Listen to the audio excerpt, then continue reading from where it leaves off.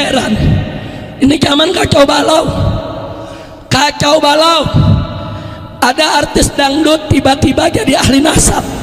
Kalau jadi ahli nasab, sekedar ngaku ahli nasab masih mending. Ngumumin jadi mufti pembatal nasab Ba'alwi. Ada mantan menteri ikut-ikutan bicara Ba'alwi, ada gak?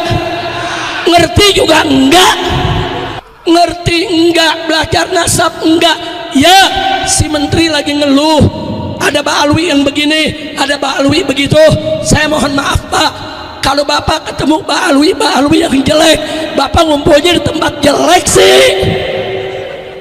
Terus terang aja, hei, kalau menteri kumpul di tempat-tempat yang baik, dia akan ketemu habib yang baik, kiai yang baik, ustadz yang baik, akan kumpul dengan orang baik. Betul?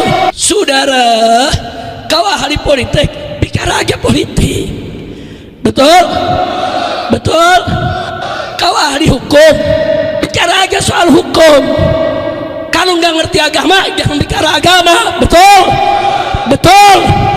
Ya, ada lagi yang lucu, pakar ikan nila ngaku sebagai pakar DNA. DNA ikan cupang. Assalamualaikum warahmatullahi wabarakatuh. Sahabat Konsep Kehidupan Channel dimana saja berada, berjumpa lagi, sehat walafiat tentunya, dan mudah-mudahan selalu dalam lindungan Allah Subhanahu wa ta'ala, amin ya robbal alamin.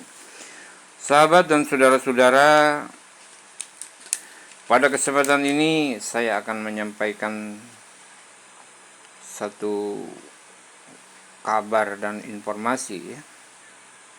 Ini tentang Rizik Syihab ya. Di depan sudah kita lihat daripada cuplikan, dan seperti itulah narasi-narasi Rizik yang selalu provokatif ya. Yang selalu mencibir, provokatif dan adu domba ya. Dan untuk itu harus kita pahami bahwa sikap dan karakteristik Rizik memang seperti itu. Kemudian misinya Rizik itu kita harus pahami saat ini. Saudara, di mana saja berada, perlu diketahui bahwa Rizik Syihab ini sejak awal, sejak 4.11 dulu itu ya, dan 2.12, dia sudah mempelopori satu perjuangan, yaitu akan mengganti NKRI ini menjadi negara khilafah. Dan kemudian setelah itu dia sempat terhentak dengan satu kasus mesum ya, dengan Firza Hussein yang akhirnya kabur ke Arab ya. Nah, kemudian pada saat di Arab, di Madinah saat itu ya, ada satu percakapan dalam sebuah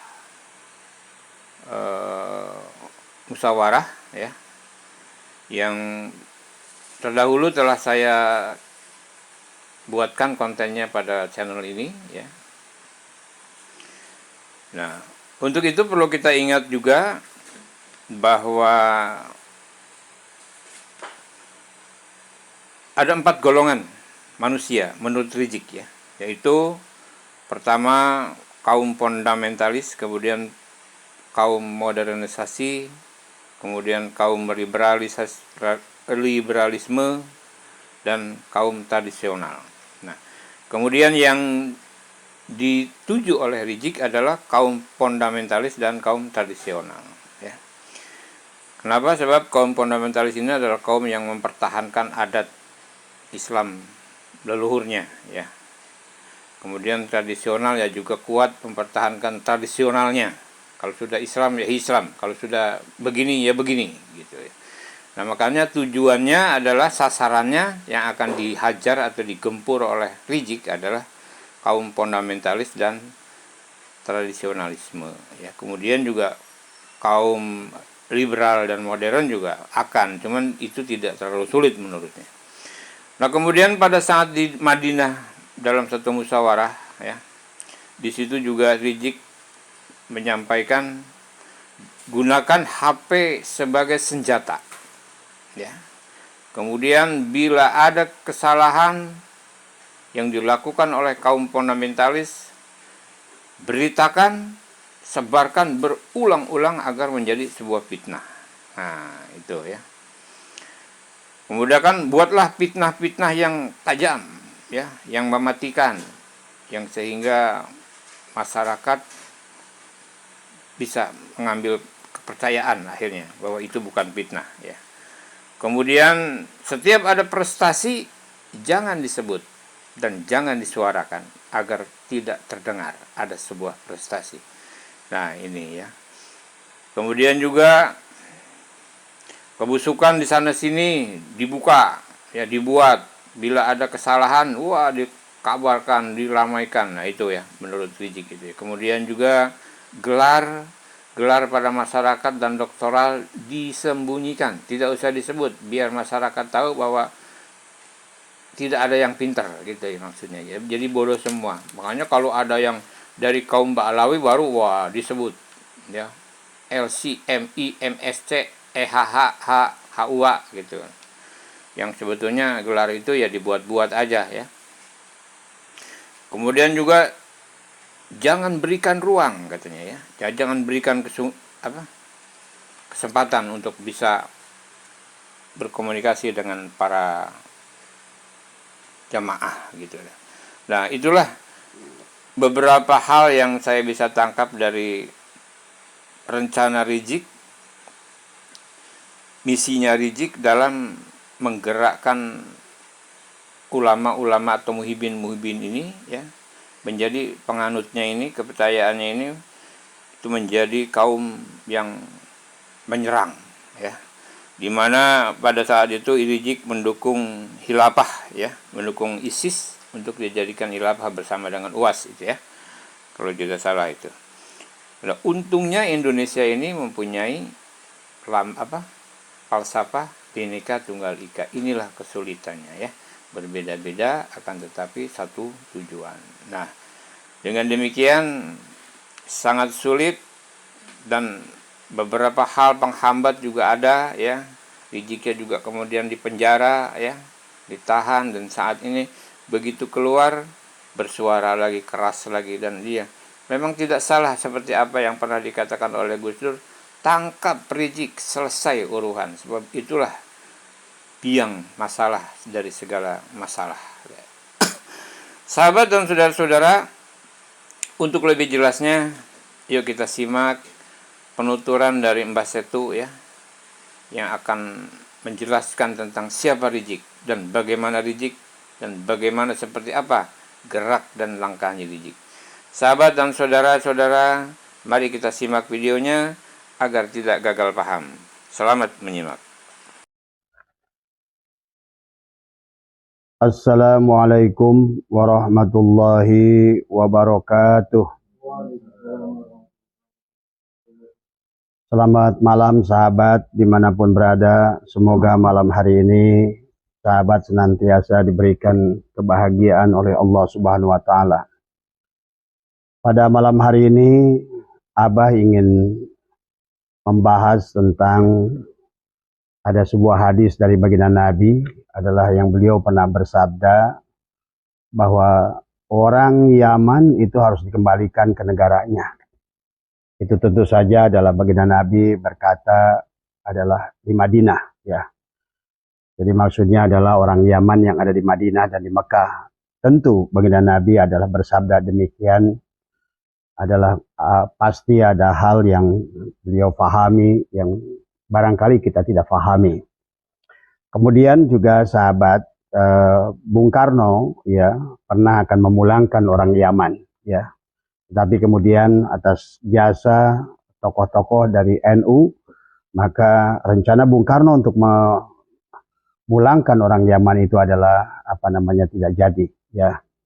Pada malam hari ini juga Abah akan menyampaikan bahwa apa yang dikatakan oleh pengarsa Gus Dur, ya, bahwa Gus Dur adalah seorang tokoh PBNU dan pernah menjadi ketua umum PBNU, ya, luar biasa di dalam perjuangannya adalah pernah menyampaikan bahwa tidak ada jalan lain bagi bangsa Indonesia adalah kalau ingin aman, kata beliau adalah tangkaplah Habib Rizik dari semua ya. Nah, beberapa hari ini barangkali juga sekarang masih banyak video yang beredar ya, baik di YouTube maupun di Instagram adalah tentang sebuah rencana yang sangat licik dari Habib Rizik ya, yang mana pada saat itu adalah pertemuannya ada di Madinah ya. Kalau kita lihat yang hadir saat itu adalah kelihatannya adalah sedang membahas tentang khilafah ya, karena kita dengar ada nama Bahtiar Nasir disebutkan, di situ ada Khotot disebutkan ya, yang mana beliau berkata ya, berbicara tentang ada 4 golongan manusia, adalah golongan fundamentalis ya, kemudian ada golongan modernis ya, ada liberalis, ada tradisionalis, yang mana Habib Rizik memberikan memberikan instruksi ya di dalam pertemuan. Videonya banyak beredar dan sekarang pun masih beredar ya, bahwa mereka ingin menguasai golongan fundamentalis dan tradisional ya, dan mereka itu pernah lakukan dalam pertemuan 212 ya sahabat. Nah, yang saya ngeri daripada apa yang dirancang oleh Habib Rizik ini ya tadi, semoga pada malam hari ini kita akan membahas tentang Habib Rizik, tentang Habib Utsman bin Yahya, tentang Vandenberg ya, tentang Snokor Gronje ya, tentang fitnah-fitnah Ba'alwi yang luar biasa ya untuk bangsa ini ya. Barangkali ada kaitannya dengan hadis baginda Nabi tadi, pulangkanlah orang Yaman ke negaranya ya, barangkali mungkin ada budaya yang banyak yang tidak cocok dari orang Yaman ini kalau berada dimanapun mereka berada ya. Apa yang dikatakan oleh Habib Rizik kepada kaum fundamentalis ya, kaum fundamentalis adalah orang-orang asli pribumi yang tradisional ya, dan mereka berkata pada saat Habib Rizik memberikan briefing di Madinah ya, kata dia gunakan HP adalah sebagai senjata ya, dan dia instruksikan buatlah fitnah-fitnah yang keji kepada siapapun yang tidak sejalan dengan mereka ya. Kemudian kalau ada kebaikan dari mereka ya, dari kaum fundamentalis jangan diberitakan, tapi kalau ada keburukan dari mereka buat berita yang besar dan viralkan, dan terus dibuat fitnah ya, lewat WA, lewat Instagram ya tadi semua. Ini sebuah akal yang sangat, kalau menurut saya adalah Kang Rizik ini sangat bahaya tadi semua ya tadi. Kemudian beliau katakan lagi kalau ada gelar, apakah gelar kesarjanaan, gelar masyarakat dari orang-orang yang berseberangan dengan dia, jangan disebutkan gelarnya biar nampak di masyarakat adalah orang-orang bodoh ya. Kemudian Habib Rizik juga berkata jangan berikan ruang adalah kepada mereka di media mainstream ya. Dan dia juga berkata bahwa dia sudah dia juga berkata bahwa dalam video yang lain dia mendukung ISIS ya saat itu dan ingin mendirikan khilafah. Itulah kenapa barangkali dengan UAS sejalan ya, karena UAS juga adalah pernah mendeklar bahwa satu-satunya jalan untuk keselamatan negara ini adalah khilafah.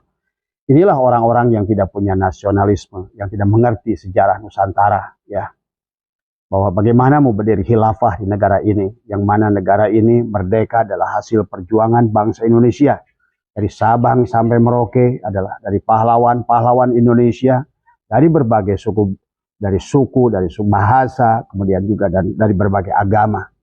Itulah kenapa saya pernah live bahwa sesungguhnya kehebatan bangsa Indonesia adalah kita punya moto Bhinneka Tunggal Ika ya. Dan inilah salah satu kesaktian kita yang membuat negara kita tetap berdiri, sementara negara Jazirah Arab kemudian tercabik-cabik adalah menjadi beberapa negara-negara kecil. Kemudian juga Eropa tercabik-cabik menjadi negara-negara kecil, kemudian juga Soviet terpecah menjadi negara-negara kecil, kemudian akhirnya juga Amerika menjadi negara serikat. Tapi Indonesia malah sebaliknya, adalah menjadi satu kekuatan dari Sabang sampai Merauke, adalah dengan 350 suku, ya. Bayangkan bahasa, ya. Di negara lain, hanya di Afghanistan contohnya, adalah mereka hanya memiliki 3 suku pun sudah perang saudara. Di Yaman sampai hari ini hanya beberapa suku adalah perang saudara. Inilah dahsyatnya Indonesia yang saya bilang tadi, ya. Kemudian juga jauhkan, kata Habib Rizik, adalah tokoh-tokoh fundamentalis itu adalah dari masyarakat, ya. Kalau bisa dirangkul, ya, kalau bisa rangkul, kalau tidak pukul, kata dia tadi semua, ya. Kemudian pilihlah tokoh-tokoh itu, kemudian kata dia adalah kalau bisa dipeluk, peluk, ya, kalau enggak adalah kembali dipukul, kata dia tadi semua, ya. Nah, sementara Habib Rizik melihat kaum modernis adalah sedikit lebih aman, karena dia bilang kalau orang modern itu mau kayak apapun, orang mau bikin khilafah, kalaupun kayak apapun mereka dengan FPI-nya mau ngacak-ngacak, orang modern ya tidak terlalu peduli di semua. Maka oleh karena itulah instruksi Habib Rizik adalah bagaimana dengan FPI-nya, dengan HTI saat itu adalah didukung oleh ulama-ulama yang pro khilafah, ya kayak UAS, ya. Yang mereka ada mungkin termasuk siapalah, ya, yang inilah saya khawatir kalau orang-orang kuliah di luar negeri ini tidak paham dengan Nusantara, ya sahabat, ya. Nah, ini yang harus dipahami. Kemudian yang terjadi adalah mereka membentuk cyber muslim, ya, sampai ada 2 juta yang tokohnya waktu itu ditangkap adalah Habib yang bergerak Al-Habsyi, ya, yang bermarkas di Tebet. Itulah kelompok-kelompok yang menggunakan HP membuat fitnah-fitnah tadi sesuai dengan instruksi adalah Habib Rizik dari semua, ya. Nah, inilah maka juga sahabat, termasuk kasus Kerawang kemarin. 1 hari sebelum kasus penyerangan di Kerawang, Habib Rizik adalah berpidato, ya. Yang mana di dalam pidatonya itu selalu, ya, sebagaimana dulu Habib Utsman bin Yahya menuduh Al-Irsyad, ya, adalah kalau menuduh itu adalah Khawarij, adalah PKI, adalah Wahabi, ya. Jadi modenya hampir sama, metodologinya adalah selalu hampir sama, ya. Maka saya mengajak kepada semuanya, juga termasuk kepada kaum Ba'alwi juga, coba pelajari sejarah juga supaya kalian tahu siapa diri kalian itu, ya. Maka saya juga mengajak kepada bangsa ini, pada siapapun kita dimanapun, marilah kita bangkitkan. Di bulan Agustus ini, setelah 2 hari yang lalu kita melaksanakan Hari Kemerdekaan Indonesia, bahwa kita ternyata belum selesai penjajahan di Indonesia ini adalah penjajahan dari kalangan Ba'alwi, ya, dari semua, ya. Yang sebetulnya adalah perpanjangan adalah dari penjajahan adalah kaum Belanda, yang mana pada saat Indonesia merdeka, orang Belanda itu dikembalikan oleh Bung Karno, yang hampir saja waktu itu pun adalah orang Yaman dikembalikan, ya. Dan mereka selalu berkata tentang apapun kepada siapapun, termasuk Habib Rizik kemarin, hati-hati ada PKI tadi semua, hati-hati ada PKI. Jadi selalu maka dia berkata asah badik, asah golok, asah parang, dan siapkan senjata kalian di rumah dan tunggulah perintah untuk jihad. Ini adalah sebetulnya kalau ini sudah ancaman, ya. Seharusnya kepada Kapolri, kepada pemerintah, jangan biarkan. Dan inilah juga yang pernah dikatakan oleh Gus Dur, maka tidak ada jalan lain, tangkap orang ini satu ini. Karena inilah biang daripada segala biang kerok, kerusakan, kerusuhan di Indonesia tadi semua, ya. Dan yang selalu dikatakan adalah menuduh PKI. Padahal kita sudah lihat dalam sejarah kelam bangsa Indonesia, PKI yang pernah terjadi tahun 1963-66 adalah semua yang jadi PKI itu Ba'alwi, ya, tadi semua. Habib Sukardi di Jawa Timur adalah Habib Muso di Jawa Tengah, Habib Aidit di Jawa Barat, kemudian Habib Barokbah di Kalimantan. Jadi sesungguhnya yang berteriak PKI itu adalah kebanyakan PKI tadi semua. Menuduh tokoh-tokoh NU adalah sebagai PKI. Siapapun yang melawan dia. Karena memang strategi Habib Utsman bin Yahya sama. Jadi kelihatannya memang Ba'alwi ini sudah punya metodologi, ya. Sudah punya strategi, yang sudah punya rancangan. Yang mana rancangan itu sebetulnya sudah ada dibicarakan dengan Sunokor Gronyo dan Vandenberg. Ini yang harus dipahami, ya sahabatnya. Baik sahabat, konsep kehidupan channel yang masih bersama, yang masih setia tentunya. Tadi sudah kita simak, ya, penjelasan yang lebih detail dari Abah Setu, ya. Mudah-mudahan kita bisa pahami dan mengerti dan kita bisa dengan jelas memahami siapa Rizik dan harus bagaimana kita. Ini bukan satu asudan, tetapi ini kita harus waspadai bahwa negara kita ini tidak sedang aman-aman saja, tetapi sedang dalam bahaya. Ya. Ada beberapa klan yang sedang menyisip ingin menguasai Indonesia. Sahabat dan saudara-saudara, terima kasih atas kebersamaannya. Sekali lagi mudah-mudahan apa yang kita simak dan kita lihat dan kita dengar dari apa yang telah kita saksikan dapat bermanfaat dan menambah satu pengetahuan, juga menambah satu keyakinan kita akan sebuah perjuangan. Ya, untuk itu terima kasih saya ucapkan dan mudah-mudahan bermanfaat. Sekali lagi saya akhiri, wassalamualaikum warahmatullahi wabarakatuh.